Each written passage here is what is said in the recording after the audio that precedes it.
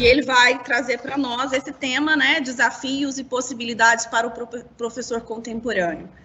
Professor, muito bem-vindo, e a palavra aí é sua.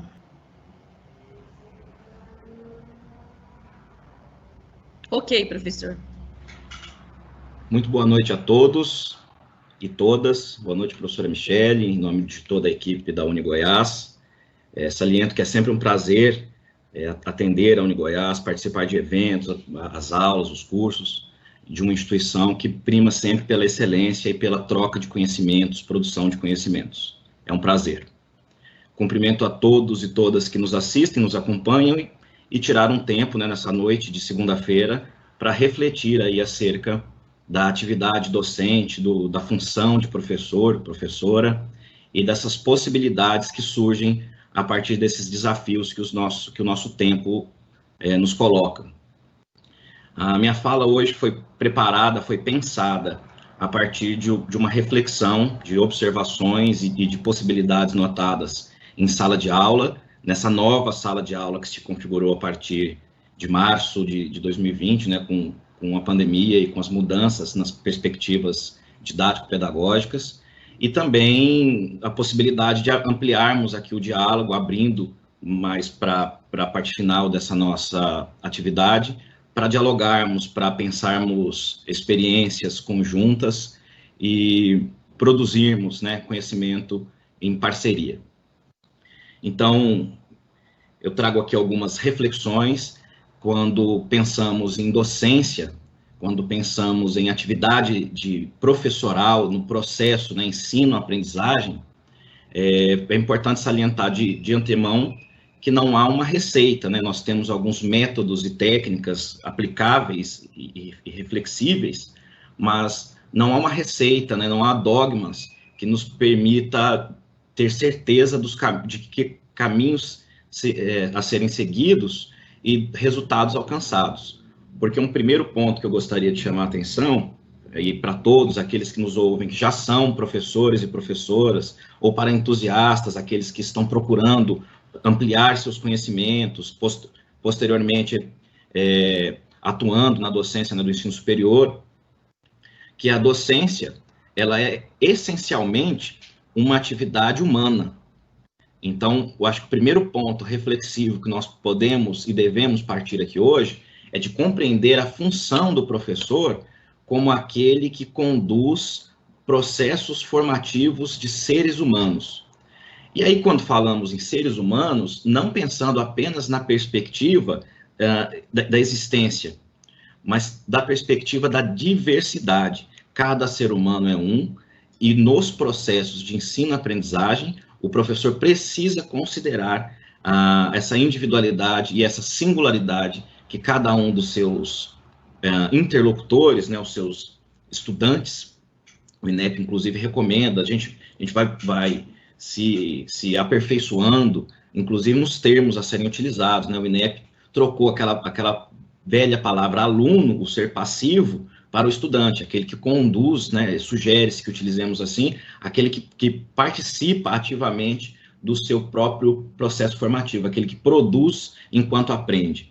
Então, a gente já começa a pensar nessa perspectiva de que essa atividade essencialmente humana, professoral, precisa partir de uma análise, de um lugar e de um aceite de que o outro, de que a atividade ela é planejada, ela é pensada e ela é desenvolvida em consonância com o outro. E aí a gente quebra esse primeiro paradigma da verticalização do ensino, né? Um ensina, o outro aprende. Na contemporaneidade, aí a gente vai tocar um pouco mais nesses elementos, seja do ensino superior, seja da educação básica. Suponho eu que tenhamos aqui professores do ensino básico acompanhando a nossa conversa. Em todas essas esferas, a consideração pelo outro deve nortear as ações do professor. Porque a partir do momento que eu esqueço, né, por mais que nesse momento de pandemia, as aulas tenham passado para as salas de aulas virtuais, nessas atividades remotas, que embora estejamos cada um em um local físico, geográfico diferente, nós estamos em contato, e aí sim, ainda mais a necessidade de considerar o outro as demandas, os anseios, as dificuldades que aquele outro indivíduo apresenta, torna aí o processo de ensino-aprendizagem cada vez mais efetivo e humano.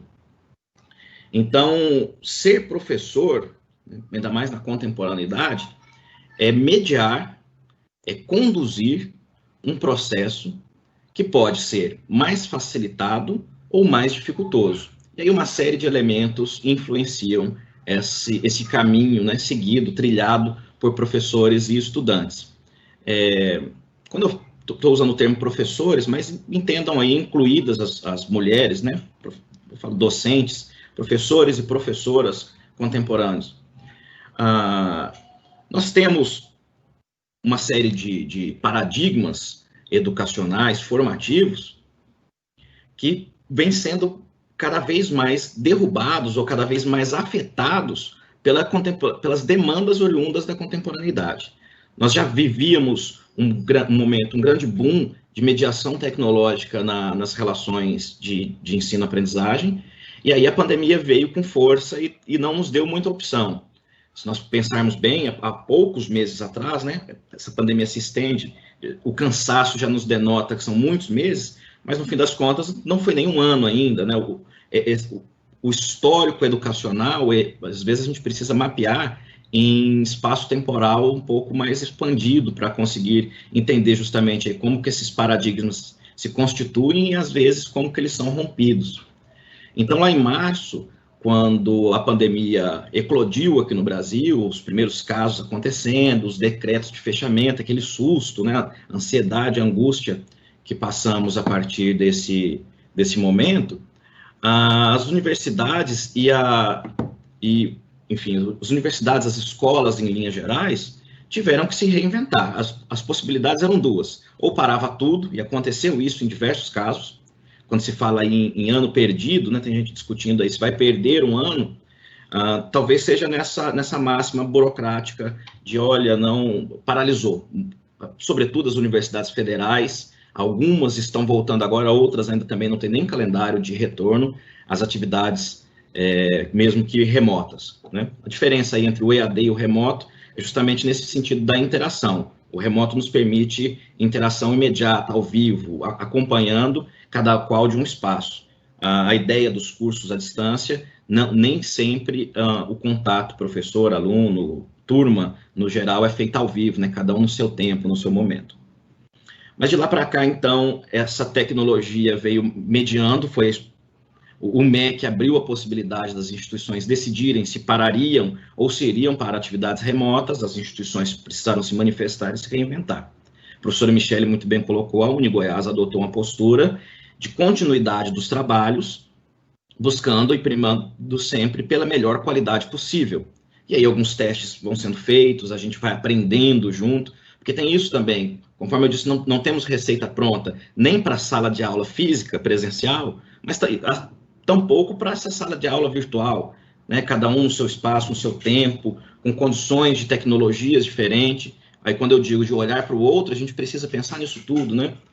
Nem todos os acadêmicos, nem todos os estudantes que compõem uma turma têm as mesmas condições de internet, de tablet, celular, computador, enfim. E tudo isso foi cuidadosamente pensado, e de lá para cá, a mediação tecnológica se tornou ainda mais efetiva nos processos de ensino-aprendizagem. Então, aí nós já chegamos num primeiro paradigma, né? O paradigma da não presencialidade, mesmo para aqueles cursos que tinham por premissa imediata a presencialidade.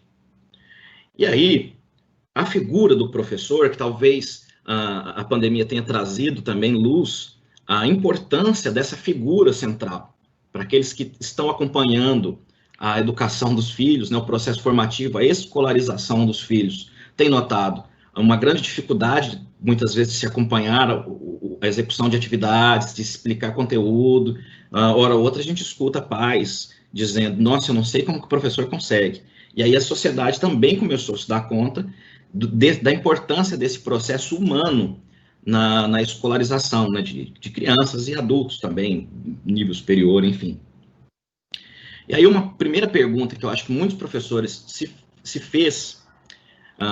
fizeram, e se não, eu acho que é importante fazer, é o que é ser professor. Eu suponho que cada um que está aqui nos acompanhando, no mínimo, é um entusiasta da docência. Então, o que significa ser professor? Eu sou um administrador que dá aula, olha aí esse termo, guarda ele aí para a nossa conversa. Eu sou um administrador que dá aula, eu sou um advogado que dá aula, ou eu sou um professor? Essas questões norteiam a perspectiva que cada qual adota no seu exercício do fazer docente. O ser professor, quando se assume como tal, quando se entende como tal, nos conduz para uma perspectiva de aprendizagem contínua, necessária para conduzir processos de ensino-aprendizagem, considerando o outro e tudo aquilo que envolve as relações humanas, né, interpessoais, nos processos acadêmicos e de produção de conhecimento. Então, uma primeira pergunta que cada um de nós precisa se fazer ao preparar uma aula, ao preparar um curso, ao olhar para uma turma, é o que significa ser professor. E aí, a partir disso, nós nos relacionamos com as esferas fundamentais de qualquer trabalho. Eu estou falando aqui em ensino-aprendizagem, mas agora eu vou expandir um pouquinho. Porque nós começamos pelo planejamento. O professor contemporâneo, cada vez mais, diante de demandas e de uma geração, porque essa geração de acadêmicos, essa geração de estudantes que temos hoje em nossas salas de aula, é uma geração completamente diferente de 50 anos atrás, e passou por uma mudança muito significativa nas relações sociais e nas relações interpessoais, que nenhuma outra geração vai passar por uma revolução tão grande, que foi o advento da mediação da internet nas nossas relações. Para quem nasceu aí nos anos 2000, já é a geração que teve isso pronto, de 2000 para cá. Agora, para quem passou do fim dos anos 80, a internet chegando nos anos 90, aquela ideia de como que ia ser o mundo nos anos 2000, supostamente dizia-se assim, nossa, no futuro vai ter um telefone que você consegue falar e ver a pessoa do outro lado. E parecia algo tão distante, tão absurdo. E hoje, cá estamos nós, conversando por um telefone que a gente consegue ver o outro do outro lado. Em certa ocasião, um filho de uma colega, eu estava na casa de uma colega e ela pediu para o filho assim, pega o telefone sem fio ali para mim, e ele respondeu, mãe, que telefone que tem fio? Porque é uma geração que já nasceu com essa mediação tecnológica, com a internet pronta, com um contato imediato. Você pode, talvez alguém que esteja aqui nos acompanhando não esteja nem no Brasil, ou esteja na estrada, essas múltiplas possibilidades. Então, essa geração que já tem em seu DNA a tecnologia, configura-se como uma geração acadêmica também, de sala de aula, de expectativas, de anseios e de relações de ensino-aprendizado completamente diferente do que tivemos ao longo de toda a história. Então, isso também traz novos anseios, e no processo de planejamento, quando o professor assume que ele está montando o curso para o outro e não para ele em si, ele, quando considera, precisa, então, nesse planejamento, avaliar, né, o que se espera alcançar durante uma aula, durante um curso, e qual é também a expectativa desse estudante, desse acadêmico. E para fazer tudo isso, nós mexemos, né, nesse processo, então, de planejamento, ensino, o ato em si, que cada vez mais, hoje falamos e discutimos cada vez mais metodologias ativas, metodologias participativas, que muda, né? A professora Michele tocou num ponto de lugar de conforto. Eu acho que esse aí é o grande ponto, é a grande demanda do professor contemporâneo. É o abandono desse lugar de conforto. Qualquer sensação de que consolidou-se, eu tenho o meu plano de curso pronto, eu tenho o curso montado e acha que pode reproduzir esse curso de turma em turma, de ano em ano, isso caiu, isso não existe mais. A cada disciplina, a cada aula, nós precisamos refletir, e aí a ponta final, né, não chega a ser final porque é cíclico, mas o outro movimento da avaliação, processo de ensino, planejamento, ensino, aprendizagem, avaliação. E aí a avaliação surge como um mecanismo fundamental para o professor avaliar a sua própria prática docente, isso é fundamental, e para avaliar a turma em que medida a turma também atendeu os anseios e os objetivos traçados pelo professor. Então, a cada exercício, a cada conversa, a cada aula, a cada tema, a cada pauta, esse exercício de planejamento, ensino, aprendizagem e avaliação, esse exercício, esse movimento cíclico precisa ser posto. E aí, por isso que eu digo que não há possibilidade de assumirmos uma posição de conforto e de não travarmos aí novas perspectivas e novas possibilidades.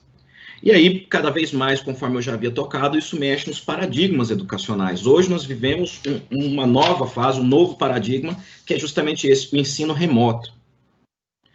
E aí, nesse movimento do processo de planejamento, ensino, aprendizagem e avaliação, o professor também precisa, além de considerar o outro, precisa considerar a estrutura a qual ele está vinculado. Eu acho que professores e alunos, juntos, precisam entender o local, né, o contexto ao qual se insere, mas aí, sobretudo, o professor que vai planejar, que vai conduzir o processo, ele não pode estar desconectado dos conhecimentos que cabe a ele não repassar, mas de fomentar e de possibilitar aos seus estudantes, aos seus orientandos. E de que conhecimentos que eu estou falando? Eu estou falando de conhecimentos práticos, mesmo de área, estou falando de conhecimentos de contexto, porque todo curso, seja ele de nível básico, ensino fundamental, médio, ele tem uma legislação por trás que afeta currículo, que vai afetar escolhas, que vai afetar o plano da escola, seja na pós-graduação ou na graduação que nós temos aí, então, alguns marcos, por assim dizer, alguns marcos legais que norteiam o trabalho do professor. Então, um primeiro desafio e possibilidade que precisamos refletir sobre é de qual contexto que uma disciplina, que um curso, que uma palestra, que uma webinar se insere. Então, nós temos, assim, passando rapidamente, nós temos, a exemplo, legislação, a nossa educação já é muito contemporânea, embora as mudanças sejam assim, tão significativas num curto espaço de tempo, se nós formos pensar, a nossa legislação ela é muito recente. Então, nós temos em 88 a Constituição Federal, que vai estabelecer ali algumas diretrizes fundamentais para a educação nacional.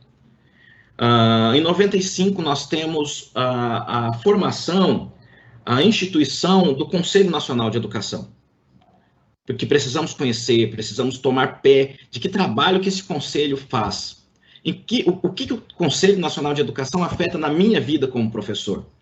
Isso é um desafio e isso também é uma possibilidade, porque quanto mais eu conheço quais são as diretrizes que nos são postas, e nesse caso são postas mesmo, eu sei quais são as minhas possibilidades, quais são os meus limites. Conforme se diz, né, a liberdade, ela é do tamanho da corrente. Então, até onde eu posso ir, até onde que o que norteia o meu curso me permite fazer? O que eu devo, que eu não posso abrir mão de fazer? Em 96, nós temos a Lei de Diretrizes e Bases da Educação Nacional, né, a LDB. E aí, dos anos 2000 para cá, nós temos a instituição do Sistema Nacional de Avaliação do Ensino Superior, nós temos o Plano Nacional de Educação, uma rápida passagem só para situar o local, o contexto que professores e alunos se enquadram. E diante de tudo isso, para cursos de graduação, nós temos as DCN, que são as Diretrizes Curriculares Nacionais, que esse é um documento básico para qualquer professor, vai atuar em curso de graduação, então para quem aí está se especializando, para quem está procurando um curso, a exemplo do curso de docência no ensino superior, gestão e prática da UniGoiás mesmo, quem olhar para o currículo, quem olhar para os módulos a serem estudados, vai passear inclusive por essa legislação que norteia o trabalho do professor.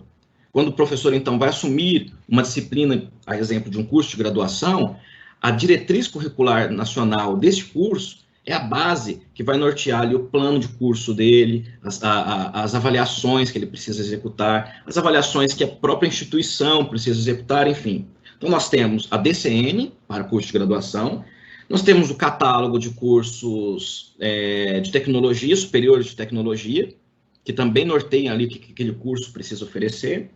referenciais curriculares nacionais para alguns cursos, digamos assim, inovadores, que ainda não têm a sua legislação tão posta. E no caso aí, dando um passo para o ensino básico, o ensino médio, o ensino fundamental, nós temos a BNCC, que recém saiu do forno. Então, por que eu estou dizendo tudo isso? Né? Diante dos desafios e daquilo que permeia os processos de ensino, aprendizagem, avaliação, planejamento, ensino, aprendizagem e avaliação. Isso vai nortear, então, o planejamento e a execução dessas ações. O professor, ele lida com conhecimentos da área, conforme já salientado, e conhecimentos humanos. E essa preparação, esse encadeamento de discussões, de conteúdos, de currículos, de habilidades e de competências que se esperam formar no acadêmico, no estudante contemporâneo, que quando se fala em professor contemporâneo, é um indivíduo que surge, né, por assim dizer, que se enquadra num contexto de resposta de anseios de estudantes contemporâneos. Se a sala de aula, até março desse ano, em sua estrutura mais imediata, não era tão distinta da sala de aula do século XVIII, XIX, do ponto de vista físico, estrutural, né? Carteiras, quadros, a gente aí já tem alguma coisa de tecnologia na própria estrutura da sala. Nesses últimos meses, a sala de aula virou completamente outra coisa. Nós temos aqui as salas de aulas do Teams, com turmas, com possibilidades de interação, e assim, com todos os desafios que isso tudo traz e também com as possibilidades que essa nova estrutura traz. Então, essa legislação, esse contexto legal que se enquadra uma disciplina, um curso, uma instituição, um professor e os estudantes, eles são, então, as referências, a base para um processo formativo mediado por esse docente cada vez mais desafiado na contemporaneidade. É o professor, aí a gente precisa pensar, né, nessa estrutura, quem é o aluno contemporâneo, quem é esse estudante contemporâneo. Talvez a mudança mais significativa que tenhamos passado nesses últimos anos, e aí com maior ênfase ainda nesses últimos meses, é a nossa própria relação com o tempo, né? Há pouco tempo atrás, talvez aí os nossos pais, nossos avós, com certeza, mas mesmo nós, quem nasceu um pouquinho para trás aí dos 2000, na virada do século, muita coisa efetivamente mudou nas relações interpessoais. Mas se formos pensar, a estrutura, né, a ideia de redigir uma carta, postar a carta no correio, enviar para a pessoa, esperar a carta chegar lá, a pessoa lia, respondia. A comunicação e o processo formativo, né, docência, é um grande exercício de comunicação, ela tinha um tempo muito mais espaçado. E isso afetava a forma com que nós nos relacionamos com o nosso dia a dia. E aí, outro desafio mediado e acompanhado de possibilidade é de não desconectar. Às vezes a gente comete esse equívoco. O professor precisa refletir sobre isso e tentar não separar o que é universidade, o que é escola, o que é ambiente de aprendizagem do mundo real. Porque às vezes a gente desconecta isso, e isso cria graves problemas comunicacionais e graves problemas formativos. O estudante que está sentado lá na sala de aula ou nesta sala de aula, ele traz consigo os seus anseios, as suas dinâmicas, os seus problemas, a sua vida pessoal, e a instituição educacional, ela precisa incorporar essa questão humana do processo, tentando não romper com isso. Olha só, depois dessa pandemia, diversas áreas não serão mais as mesmas, mas uma que eu tenho certeza que vai mudar significativamente, e aí a importância, né, de movimentos como esses que estamos fazendo aqui agora, de parar para pensar em quais são os nossos desafios e as nossas possibilidades enquanto professores, é de que a nossa área não vai voltar a ser a mesma nunca mais. A nossa atuação, o nosso ofício, esse passo que foi dado com relação à tecnologia, eu suponho que não volta atrás. É claro que algo novo vai surgir disso. Não necessariamente só esse remoto, não necessariamente só aquele presencial que tínhamos antes.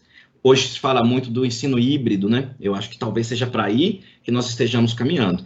E aí o fundamental desse processo de planejamento, ensino, aprendizagem e avaliação por parte do docente, e aí sim é considerar na sua prática as possibilidades metodológicas. E aí metodologias participativas, metodologias ativas, como quisermos chamar, ganham cada vez mais força, ganham cada vez mais espaço para responder justamente isso, o anseio desse aluno, desse estudante contemporâneo também. Eu falava sobre a relação com o tempo, e é isso, esse estudante contemporâneo, ele é aquela geração que é mediada de informações, de tecnologia, o tempo inteiro, é bombardeada, nós somos, inclusive. E aí, às vezes, a gente desconecta isso da sala de aula, aí a gente vai falar, olha como a gente precisa buscar equilíbrio, né? Na minha aula é proibido usar o celular. Poxa, a pessoa está com o celular em mãos, ela trabalha com o celular, ela lida o tempo inteiro estou usando aí o exemplo celular, né? Muitas vezes a gente acorda, um dos nossos primeiros atos, se não é acordado pelo celular, porque ele já não é mais o celular, né? O smartphone, ele é despertador, ele é agenda, ele é bloco de notas, ele manda e-mail, ele tira foto, né? É um assistente. E muitas vezes a gente desconecta isso e fala, na sala de aula não pode celular. É claro que não é aceitável em um momento de aula, em um momento de diálogo, está o aluno lá no telefone, inclusive por decoro e respeito aos pares, aos colegas. Mas precisamos ver isso como uma possibilidade também metodológica. Hoje nós temos aí alguns aplicativos, gratuitos inclusive, que tornam o celular um instrumento de ensino, facilitador de ensino-aprendizagem, sensacional. Você coloca o questionário num quadro, ou você coloca o questionário num link, pelo celular o aluno acompanha, o estudante acompanha, ele responde, ele participa, enfim. E a relação com o tempo é isso, assim, é o imediatismo, é ter a informação na palma da mão. E quando a gente fala, poxa, mas então esse estudante está com a informação na palma da mão, o que é a função do professor? Porque antes o professor era aquele que detinha o conhecimento, o acesso à informação ele era bem mais dificultoso, né, para fazer pesquisas, preparar aula, enfim, eram bibliotecas e muitas vezes, mesmo nas bibliotecas, não se tinha acesso a essas informações. Então, um outro grande desafio para o professor contemporâneo é saber que ele não é mais o detentor da informação. E aí é se perguntar, a partir de pressupostos metodológicos, a partir de adotar uma postura de mediador da produção do conhecimento, o que eu posso fazer com o meu estudante, com aquele que faz parte de um curso, de uma turma que eu estou, o que eu posso fazer para que esse estudante transforme essa informação que está dada e pronta em conhecimento? E aí o papel do professor ganha uma nova relevância e uma nova perspectiva de formativa mesmo, e que precisamos adotar a humildade, a postura humilde de eu não sou o detentor do conhecimento, eu não deposito conhecimento na cabeça do meu estudante, mas eu sou aquele que posso conduzi-lo na transformação dessas informações em conhecimento. E aí o que precisa para isso? De senso crítico, de leitura, de prática, de diálogo, de avaliação. E aí as diversas metodologias, vou dar um exemplo aqui, sala de aula invertida, do ensino baseado em problemas, né, de ensino baseado em pares também, ou seja, algumas metodologias que tiram o protagonismo do professor, e aí essa mudança de paradigma afeta locais de conforto, porque daí o professor ele já não é mais a figura central que te diz assim, eu vou te reprovar se você não fizer desse jeito. Essa perspectiva, superar essa perspectiva é um grande desafio, mas também é uma grande possibilidade. Quando o professor, então, não misturando as posições, porque continuam existindo posições, atribuições do professor e do estudante sendo distintas, que é outra coisa que a gente precisa tomar cuidado também. Então fala, olha, na contemporaneidade agora o professor é o parceiro dos estudantes, e os estudantes sabem de tudo, podem acessar, e aí parece aqueles seminários que a gente muitas vezes fez na vida, que o professor sentava no fundo da sala, não sei o que estava pensando, um grupo apresentava, o restante todo conversava, terminou de apresentar um grupo e ia embora, e custava terminar a apresentação de seminário com alguém dentro da sala. E isso também é um problema. Então, o professor, e aí o planejamento entra como um elemento fundamental nesse processo, Porque o professor vai se perguntar, o que eu vou ensinar? O que se ensina? Como se ensina? E para que ensinar? Eu tiro o protagonismo de transmissão de conhecimento e o professor, transmissor do conhecimento, né, deposita, Paulo Freire dizia, tem educação bancária, né, a ideia de depositar mesmo o conhecimento na cabeça do acadêmico, do estudante, isso em qualquer esfera, né, seja no ensino superior ou no ensino básico. E vou para a condução. Aí eu abandono a avaliação? Não, só que a avaliação ganha uma nova perspectiva. A avaliação, ela serve para você perceber o que está errado, mas também serve para você perceber o que está certo. Muitas vezes nós focamos nisso, né? Acertou tantas, a nota, aproveitamento 80%. A nota ganha uma nova roupagem, ganha uma nova perspectiva. E aí, aliado a isso, nós temos um estudante contemporâneo muito preocupado com nota. Preocupadíssimo com nota, preocupadíssimo com passar. Se nós não fizermos uma nova roupagem nessa estrutura, assumirmos esse desafio, nessa estrutura de que não é só a nota, a finalidade, aliás, a nota é uma parte do processo, mas a finalidade não é a nota. A finalidade é o conhecimento. A informação o estudante já tem na internet, os processos de acesso a essa informação ele já domina, porque ele nasceu na era tecnológica, ele é uma geração diferente, só que muitas vezes ele não sabe quais são as perguntas que precisam ser feitas para transformar essa informação em conhecimento.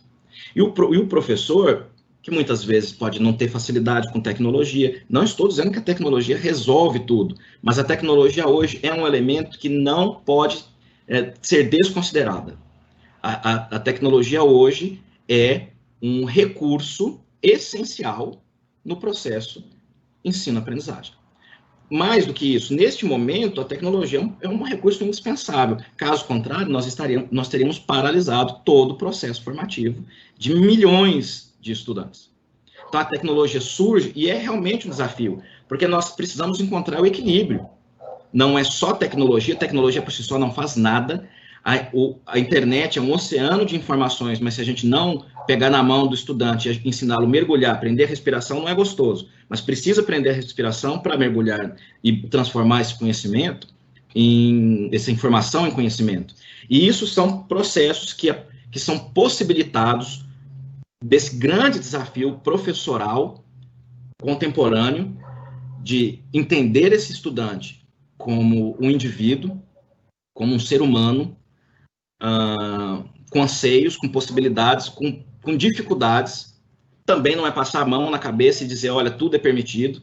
E aí sim entra, mais uma vez, o início do processo, que é o planejamento. Quando você tem um bom planejamento do que se pretende fazer, essas 3 perguntinhas, o que ensinar, como ensinar e para que ensinar. Quando você tem clareza dessas 3 perguntinhas, você conduz o processo na perseguição do alcance de seus objetivos. Necessariamente você irá alcançá-los? Não. Muitas vezes, no caminho, a gente muda a rota, e aí o planejamento ele é contínuo. E ele só é possibilitado de ser atualizado a partir de processos avaliativos. Então, no meio após esse processo de ensino-aprendizagem, a avaliação surge não só como nota, não só como prova, mas surge, inclusive, quando você pergunta para os seus interlocutores, os seus estudantes, vocês estão entendendo o que eu estou dizendo? Vocês já pararam para pensar quantas vezes nós, como professores ou como estudantes, não tivemos a chance de dizer, não, eu não estou entendendo? Ou não demos a chance de dizer, pode repetir? Pode dizer de outra forma? Então, o ponto crucial desses grandes desafios é a empatia, é se colocar no lugar do outro, é planejar, é assumir que nós enfrentamos desafios enormes, que os nossos estudantes, sejam eles em graduação, em pós-graduação ou de ensino básico, que os nossos estudantes são uma geração completamente diferente daquela que fomos nos nossos processos formativos imediatos. A sociedade está completamente diferente, a relação com o tempo é outra. Hoje é um imediatismo. Eu dei o exemplo da carta, que esperávamos semanas para receber a resposta. Hoje, se ficou azulzinho uma mensagem no WhatsApp que a pessoa visualizou e não respondeu, você odeia. Eu odeio essa pessoa, visualiza e não responde. o nosso anseio, né, por respostas imediatas, por resoluções imediatas. E muitas vezes um desafio do docente também é frear esse anseio de imediatismo. Muitas vezes a gente vai falar assim, a docência, né, desafios e possibilidades. Alguém pode ter entrado pensando, ele vai dar receita de como que eu resolvo minhas aulas. Não existe receita, não existe um modelo pronto e só executar para nada. Para o processo de ensino, aprendizagem e avaliação ainda, piorou.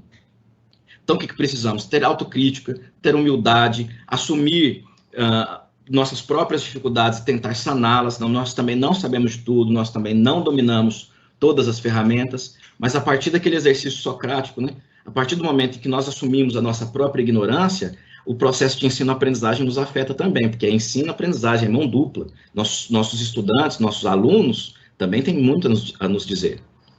Então, seja em qualquer esfera, um bom exemplo, né, o professor precisa estar em constante estudo, como ele é o responsável, a sala de aula invertida não é passar para o estudante, para o acadêmico, a responsabilidade do plano, da execução. O professor precisa sempre mediar e oferecer as informações necessárias a esse processo e, sobretudo, conduzir os seus estudantes na busca por esses conhecimentos, para a produção desse conhecimento e para um conhecimento verdadeiro e genuíno. Então, não é só a reprodução de discursos, mas sim a compreensão de possibilidades, de caminhos e de desafios que precisam ser enfrentados e superados.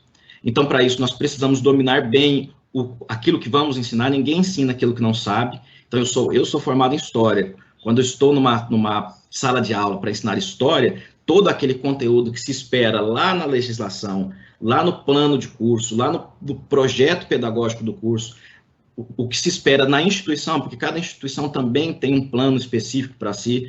Então, nós precisamos absorver tudo isso e, na ponta, responder essas 3 perguntinhas. O que ensinar, como ensinar e para que ensinar. Porque daí o processo também não é... É claro que ele existe uma estrutura que o professor se insere, mas ele não é engessado. Aí, quando se domina aquilo que se pretende fazer, quando você planeja bem, quantas vezes na vida passamos por aula que eu olhava e falava assim, o professor não planejou essa aula, não. O aluno saca, assim como nós percebemos isso ao longo da nossa carreira também, da nossa formação. Então, o planejamento ele é essencial e a avaliação constante, seja dos estudantes, seja do seu próprio planejamento, ele é fundamental. O seu plano de ensino, ele não é engessado, ele não pode ser engessado, porque a partir do momento em que o curso se desenvolve, você vai conhecendo, e a importância de prestar atenção nos seus pares, nos seus estudantes, e aí sim, reavaliar, né? A avaliação ela ganha novas roupagens. Esse é um tema bastante difícil, né? Pensar os desafios e possibilidades do professor, porque são muitos desafios e também são muitas possibilidades. Aqui, na medida do possível, eu pincelei alguns elementos que julgo serem os mais importantes, mas saliento e reforço o convite de que no curso de docência no ensino superior, tanto gestão quanto prática, nós temos aí possibilidades com muito mais tempo, módulos, né, que se debruçam sobre a formação, então, desse docente humano, desse docente que se entende também, vê no outro um humano, vê em si um humano com suas possibilidades e falhas, e está em movimento, né, se transformando e transformando pessoas. Só para, eu sei que o meu tempo já está se esgotando, mas só para finalizar, tem uma poesia que eu gosto muito, e que eu acho que ela é muito significativa para o papel do professor, e ainda mais nesse contexto contemporâneo. Chama Contra Narciso, é do Leminski. Narciso, né, aquele do ego tão grande de só se voltar para si, acabou se devorando, né, e morrendo. O poema do Leminski diz assim, ó, em mim eu vejo o outro, e outro, e outro. Enfim, dezenas, trens passando, vagões cheios de gente, centenas. O outro que há em mim é você, você e você. Assim como eu estou em você, eu estou nele, em nós. E só quando estamos em nós, estamos em paz, mesmo que estejamos a sós. Leminski. estamos juntos. Precisamos olhar para o lado e ver o outro, uma pessoa com sentimentos, com vida, com possibilidades.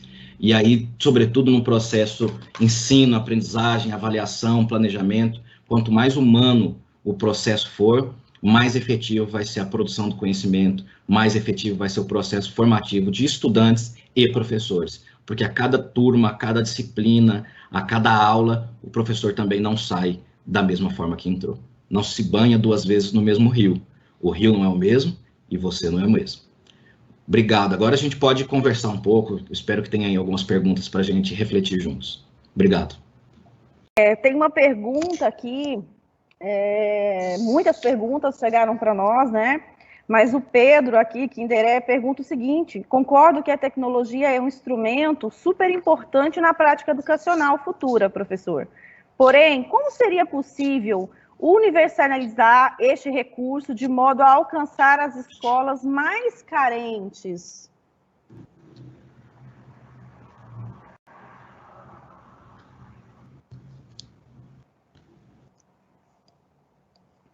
Pedro, boa noite, obrigado pela sua pergunta. E de imediato eu já te digo que essa é uma inquietação minha também. Eu acho que a pandemia trouxe consigo um agravamento ainda maior das desigualdades sociais. E aí isso reverbera, isso impacta diretamente na educação, né? Porque talvez a educação seja o caminho para atenuarmos desigualdades sociais. Mas quando nós não damos condições de equidade, né, de condições iguais para a própria aprendizagem, nós temos graves problemas de desenvolvimento. Nós temos um problema sério no Brasil, que é a falta de uma política educacional. Não existe no Brasil política educacional. Na minha fala, eu passei rapidamente por legislação, por alguns marcos da educação no Brasil, mas isso não é política educacional. O que nós temos? A cada governo, seja município, estado ou federação, nós temos política de governo. Então, o trabalho que um governo começa a desenvolver como uma política nacional ou estadual, enfim, ela muitas vezes é interrompida no processo, na substituição desse governo. Então, um caminho possível para atenuar essas desigualdades e pensarmos assim, como que nós poderíamos avançar nas oportunidades, nós temos um marco recente, uma coisa muito boa que aconteceu, que foi a aprovação do novo Fundeb. Eu acho que a redistribuição, a nova forma de distribuição dos recursos é muito melhor do que era o anterior. E precisamos, como sociedade civil, como cidadãos, como eleitores, pensarmos bem na direção do nosso voto e, posteriormente, na cobrança dessa atuação dos nossos parlamentares, dos nossos gestores do executivo, que no Brasil haja efetivamente uma política educacional, não uma política de governo, mas uma política de Estado. O Plano Nacional de Educação, as metas estabelecidas, elas acenam para algumas possibilidades, mas outras foram simplesmente abandonadas, e aí, no caso, a educação básica, principalmente, é a que mais sofre. Eu trabalho em escola pública, de Senador Canedo, eu faço questão de atuar no ensino básico, porque eu acho que essa transformação, essa revolução do processo formativo, ele é muito significativo nas bases, e essa diferença, essa desigualdade, eu estou sentindo também muito na pele, sofrendo com isso. Mas nós também temos limites de atuação, e precisamos, inclusive, aprender a lidar com eles, porque senão a gente já é uma professora Michele é psicóloga, né? Pode falar sobre isso muito bem. Mas nós já vivemos num momento que está fácil de cair em depressão, né? De ser afetado, assim, para esse rumo. E precisamos lidar com essas dores, o professor com seu limite de atuação, mas, como cidadãos, como sociedade civil, precisamos nos organizar pensando em política de Estado para a educação. E aí, Pedro, talvez seja esse o primeiro caminho para, não sei se para universalizar, mas pelo menos para atenuar as desigualdades e termos uma sociedade um pouco mais justa, que infelizmente estamos longe. Acho achei bom demais, né? Bastante agradável receber uma pergunta assim, porque é sinal que tem alguém pensando nisso. E eu acho que o professor, esse é o X da questão. O primeiro exercício do professor é saber fazer as perguntas certas, né? As perguntas que te levam para frente. Toda pergunta ajuda você a produzir o conhecimento. A pergunta, ela produz inteligência. A resposta é burra. A resposta encerra processos. A pergunta não. A pergunta inicia processos. E essa pergunta nos faz olhar para algo que nós não podemos ignorar e não podemos fingir que não existe. Inclusive porque as desigualdades estão sendo ampliadas intensamente nesse período de pandemia. Professora Fernanda Ferreira, 2020 foi um ano perdido? O que o senhor acha disso? Como o senhor vê o aprendizado, principalmente para a educação básica? Essa é difícil também, hein? Essa é difícil também. Olha, eu acho que não é difícil afirmar, assim, perdido. Mas é um ano que vai precisar, sobretudo na educação básica pública, principalmente. No privado, nós temos iniciativas muito diferentes, muito diversas, né, no ensino privado básico. No público, nós temos algo um pouco mais homogêneo, de tentativas e que esbarra na questão da ausência de condições iguais para estudantes. Tem aluno que para assistir, para acompanhar alguma aula, alguma atividade, anda quilômetros, vai na padaria, pega o celular emprestado.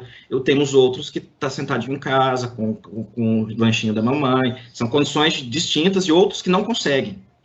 A evasão esse ano, por mais que gestores municipais, estaduais, enfim, ainda não assumam isso, nós precisaremos ver os números de abandono escolar nesse período. Não sei se perdido, reitero. O pessoal do Colégio Pedro II é um colégio muito tradicional no Brasil, né? Figuras como Darcy Ribeiro, Carlos Drummond de Andrade lecionaram lá. Eles fizeram um manifesto que diz que educação de crianças é presencial para eles. Outros do mesmo colégio afirmam que nesse processo remoto percebe-se grandes avanços pela facilidade de crianças com tecnologia, enfim. Mas olha só, nós estamos falando, nesse caso, é um colégio de elite.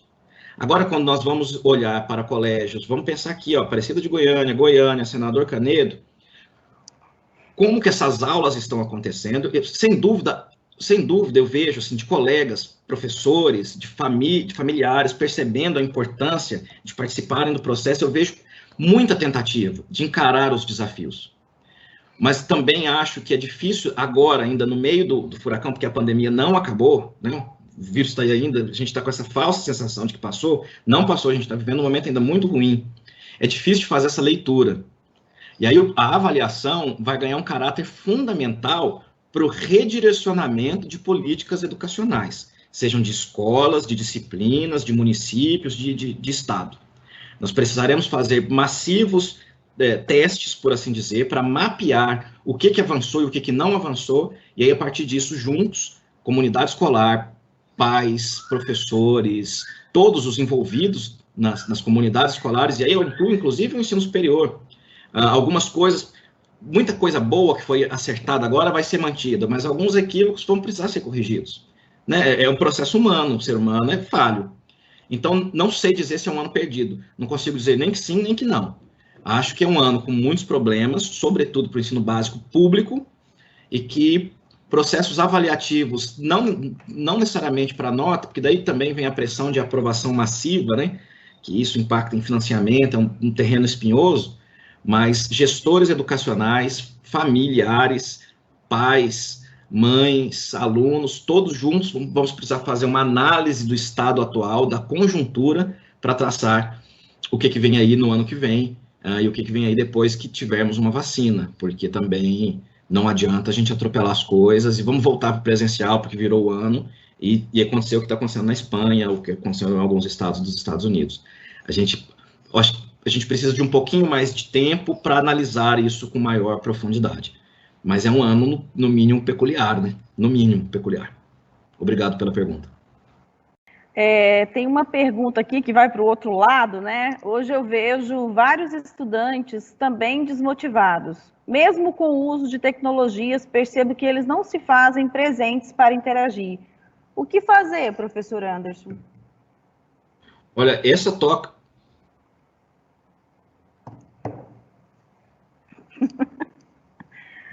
essa toca num elemento que eu acho que é fundamental também para não criarmos a falsa noção, e existem entusiastas que fomentam isso, sobretudo grandes grupos educacionais, enfim, de que a tecnologia resolve tudo.